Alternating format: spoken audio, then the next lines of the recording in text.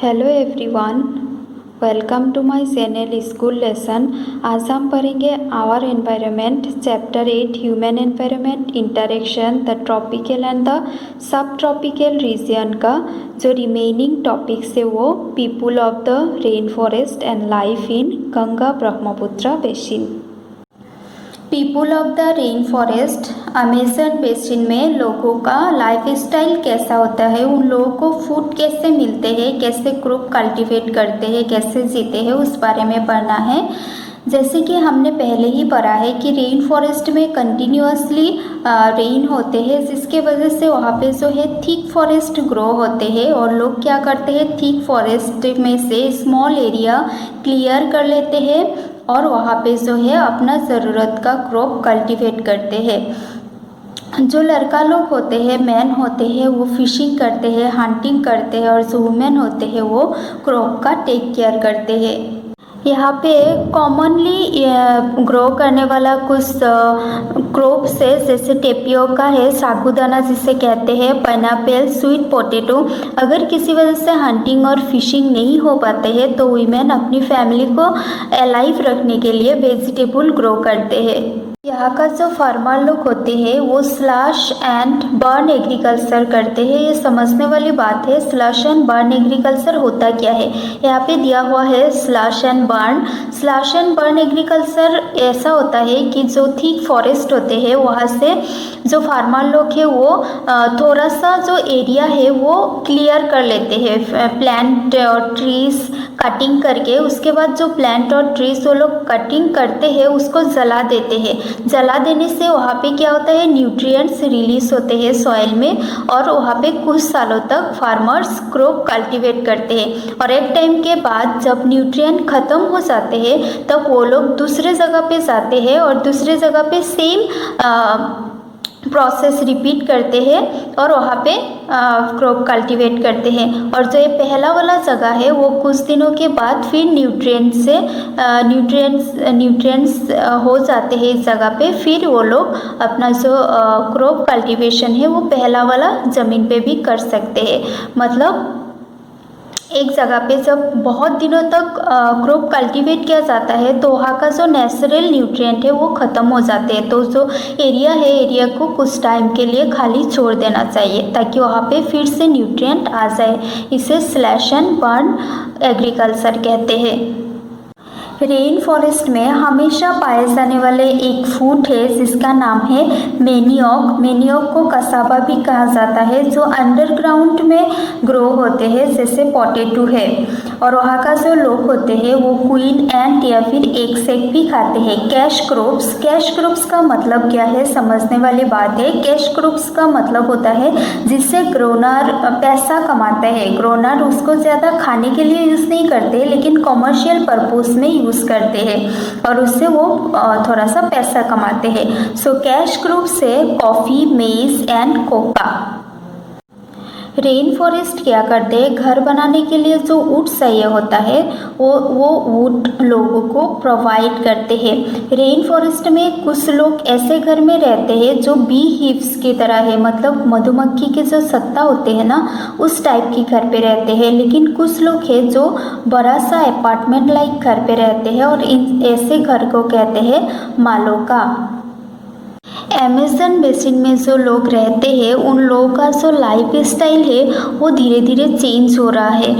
पहले के ज़माने में अमेज़न रिवर के अंदर जाने के लिए, हार्ट ऑफ द फॉरेस्ट में जाने के लिए ओनली नेविगेशन ही एक जरिया था। नेविगेशन द रिवर मतलब जल यात्रा, मतलब रिवर के थ्रू ही जाया जा सकता था। लेकिन 1970 में अमेज़न हाईवे बनाया गया है जिसकी वजह से रेन फॉरेस्ट की कोई भी पार्ट में कभी भी पहुंचा जा सकता है। यहाँ पे एयरक्राफ्ट और हेलीकॉप्टर भी यूज़ करके हम अमेज़न रेन फॉरेस्ट में पहुंच सकते हैं। जो इंडिजिनियस पॉपुलेशन है, मतलब जो एंसेस्टर है, उन लोगों को क्या किया जाता है, दूसरे एरिया में सेटल किया जाता है जहाँ पे वो लोग अपना जो डिस्टिंक्टिव वे ऑफ फार्मिंग है वो कंटिन्यू कर सके। डेवलपमेंटल एक्टिविटी की वजह से जो अमेज़न रेन फॉरेस्ट है वो धीरे धीरे डिस्ट्रैक्शन हो रहा है और हर साल एक बहुत बड़ा एरिया जो है वो धीरे धीरे डिसअपियर होता जा रहा है। इस पिक्चर में देख सकते हो, यहाँ पे देखो पहले कितना सारा प्लांट है और धीरे धीरे यहाँ के क्या हो गया, प्लांट कम हो गया और बहुत ज़्यादा एग्रीकल्चरल फील्ड बन गया। लेकिन थर्ड पिक्चर में देखो एग्रीकल्चरल फील्ड भी कम हो गया लेकिन लोगों का घर वर ज़्यादा बन गया। मतलब धीरे धीरे क्या होता गया, जो रेन फॉरेस्ट था, जो प्लांट था, वो धीरे धीरे ख़त्म होता गया।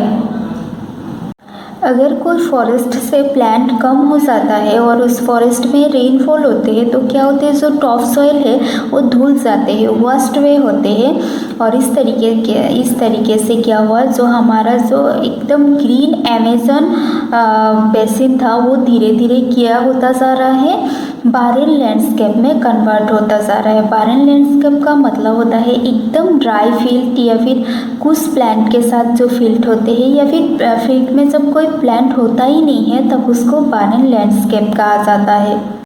Life in the Ganga Brahmaputra basin. Ganga Brahmaputra basin में लाइफ कैसा होता है, जो गंगा ब्रह्मपुत्र बेसिन है वो बहुत सारा ट्रिब्यूटरीज का मतलब होता है जो सहायक नदियाँ होता है, छोटा छोटा रिवर होता है, वो सब मिलके गंगा ब्रह्मपुत्र बेसिन फॉर्म होते हैं, बनते हैं। गंगा ब्रह्मपुत्र जो बेसिन है वो सब ट्रॉपिकल रीजन में सिचुएटेड है और ये 10 degree north to 30 degree north latitude में है। कुछ गंगा का कुछ ट्रिब्यूटरीज का नाम है Ghaghara, the Son, the Chambal, the Gandak and the Kosi. Name some tributaries of river Brahmaputra. River Brahmaputra का कुछ ट्रिब्यूटरीज का नाम लिखने दिया है। वैसे तो बहुत सारा ट्रिब्यूटरीज है, उसमें से कुछ है जैसे the Lohit river, the Dibang river, the Subansiri river, the Manas river. Ganga Brahmaputra basin का जो मेन फीचर है वो है mountain and foothill of Himalayas and Sundarban delta. यहाँ पे ऑक्सबो लेक्स भी पाए जाते हैं। ऑक्सबो लेक्स क्या है, हमने पहले पढ़ा है। ऑक्सबो एक यू शेपेड लेक होते हैं और जो ये गंगा ब्रह्मपुत्र बेसिन है यहाँ पे मॉनसून क्लाइमेट है, जो मिड जून से मिड सितंबर तक यहाँ पे बहुत ज़्यादा बारिश होते हैं। समर बहुत ज़्यादा हॉट होते हैं और विंटर में ठंडा होता है। गंगा ब्रह्मपुत्र बेसिन का जो टोपोग्राफी है, टोपोग्राफी मतलब नेचुरल और artificial physical condition of an area, वो अलग अलग जगह पे अलग अलग है।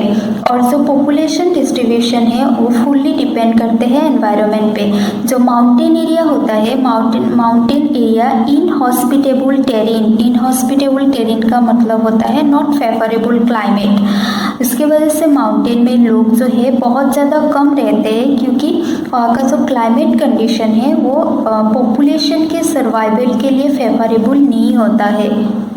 प्लेन एरिया ह्यूमन पॉपुलेशन के लिए बहुत ज़्यादा सूटेबल होते हैं क्योंकि यहाँ पे जो सॉइल है वो सॉइल ज़्यादा फर्टाइल है। यहाँ पे रहने वाले लोगों का मेन ऑक्यूपेशन एग्रीकल्चर होते हैं और यहाँ पे प्लेन एरिया में बहुत ज़्यादा पॉपुलेशन होते हैं, बहुत लोग यहाँ पे रहते हैं। और यहाँ का लोगों का जो मेन क्रॉप कल्टीवेशन है वो है पेडी, और पेडी कल्टीवेशन करने के लिए बहुत ज़्यादा वाटर की ज़रूरत होता है। इसीलिए पेडी कल्टीवेशन हमेशा जहाँ पे रेनफॉल हाई होता है वहाँ पे किया जाता है।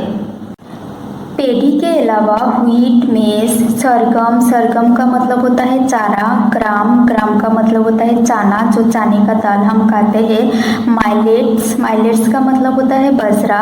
इन सब क्रॉप्स का भी कल्टीवेशन होता है। और कैश क्रॉप्स, कैश क्रॉप्स का मतलब हमें पता है, मतलब जब ग्रोनर खाने के लिए नहीं बिजनेस के लिए जब कोई खेत करते हैं, क्रॉप कल्टीवेट करते हैं, उसको कैश क्रॉप कहते हैं। कैश क्रॉप है शुगर गन मतलब गन्ना एंड जट। प्लेन एरिया होता है, प्लेन एरिया में बनाना का बगीचा देखा जाता है। वेस्ट बंगाल और आसाम में चाय का बगीचा मेन क्रॉप कल्टीवेशन है। और बिहार और आसाम में सिल्क का जो कैटरपिलर होता है, सिल्क वर्म कहते हैं, सिल्क वर्म को कल्टीवेट करके और उससे सिल्क प्रोड्यूस किया जाता है और सिल्क से बाद में कपड़ा बनाया जाता है। यहाँ पे देखो पिक्चर में ये है टी गार्डन इन आसाम। आसाम बहुत ज़्यादा फेमस होते हैं टी गार्डन के लिए। और ये दूसरे पिक्चर में है पेडी कल्टीवेशन, मतलब राइस कैसे कल्टीवेट किया जाता है वो है। सो नेक्स्ट पैराग्राफ में क्या है, जो वेजिटेशन कवर होता है, मतलब जो वेजिटेशन का अमाउंट होते हैं वो डिपेंड करते हैं कि उस जगह का लैंडफॉर्म कैसा है, लैंडफॉर्म में कितना फर्टिलिटी है, कितना न्यूट्रिशन है, उसके ऊपर डिपेंड करते हैं। गंगा ब्रह्मपुत्र प्लेन में ट्रॉपिकल डेसिडियस ट्रीज देखा जाता है और इसके साथ साथ टीक, साल और पीपल का पेड़ देखा जाता है। और बहुत ज़्यादा बैम्बो का ग्रुप्स, मतलब बहुत सारा बैम्बो एक साथ होता है। यहाँ पे जैसे है बहुत सारा बैम्बो एक साथ, उसको बैम्बो ग्रुप्स कहते हैं। और ब्रह्मपुत्र प्लेन में बहुत ज़्यादा जो बैम्बो ग्रुप्स है वो देखा जाता है। उत्तराखंड, सिक्किम एंड अरुणाचल प्रदेश में कॉर्निफेरस ट्रीज पाए जाते हैं, जैसे पाइन, डिओडर एंड फिर दिखने में कैसा होता है कि ये कोनिकल शेपेड होता है, बहुत ज़्यादा ब्यूटीफुल ग्रीन प्लांट है और इसका लीव्स नीडल शेपेड होते हैं। जैसे हमें पता है कॉर्निफेरस ट्रीज का जो लीव्स होते हैं वो नीडल शेपेड होते हैं। और डिओडर जो है वो फिर जैसा ही है, सिर्फ साइज में थोड़ा सा बड़ा है। और ऐसा प्लांट इसीलिए पाए जाते हैं क्योंकि यहाँ का जो क्लाइमेटिक कंडीशन है वो कोल्ड है और जो सॉइल कंडीशन है वो स्टेप जैसा है। जो गंगा ब्रह्मपुत्र बेसिन है वहाँ पे बहुत सारा वाइल्ड लाइफ पाया जाता है, वैरायटी ऑफ वाइल्ड लाइफ पाए जाते हैं। उसमें से एलिफेंट है, tiger, deer, monkey and one horn rhinoceros are common. और जो डेल्टा एरिया होते हैं, डेल्टा एरिया में बेंगल टाइगर, क्रोकोडाइल और एलिगेटर पाए जाते हैं। गंगा ब्रह्मपुत्र बेसिन का जो एक्वेटिक लाइफ है, एक्वेटिक ऑर्गेनिज्म है, वो फ्रेश वाटर रिवर में पाए जाते हैं। और कुछ कॉमन फिशेस है जैसे रोहू, कतला, हिल्सा। और यहाँ पे जो लोग रहते हैं उन लोगों का मेन जो फूड है, मेन जो डाइट है, हमेशा पाए जाने वाले डाइट है वो है फिश एंड राइस।